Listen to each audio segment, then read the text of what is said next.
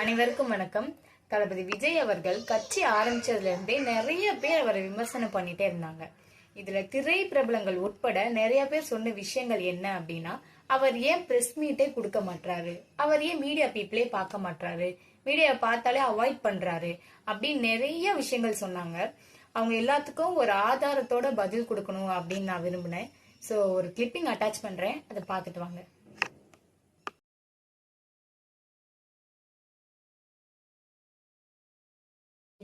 தேர்தலுக்கு பிந்தைய கருத்து கணிப்புகள் அப்படின்னு எல்லா நியூஸ் சேனல்லையும் போடப்பட்ட நியூஸ்.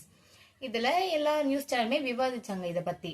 அதுல ஒரு நியூஸ் சேனல்ல நான் பார்த்தது, மறுபடியும் டிஎம்கே தான் ஆட்சி அமைக்க போகுது, அவங்க தான் எல்லாத்துலயுமே லீடிங்ல இருக்காங்க, ஆக்சிஸ் மை இந்தியா மட்டும்தான் தாவேகாக்கு ஃபேவரா சொல்லியிருக்காங்க, அவங்களோட ஸ்டாட்டிஸ்டிக்கல் டேட்டா எல்லாத்தையும் நாங்க எடுத்து பார்த்தோம், அவங்களோட கலெக்ஷன் ஆஃப் டேட்டாவே ரொம்ப வேரியன்ஸா இருக்கு, ரொம்ப புவரா இருக்கு, சாம்பிளிங்லாம் எப்படி எடுத்தாங்கன்னே தெரியல அப்படின்னு ஸ்டாட்டிஸ்டிக்கலா ரொம்ப அறிவாளித்தனமாலாம் பேசினாங்க.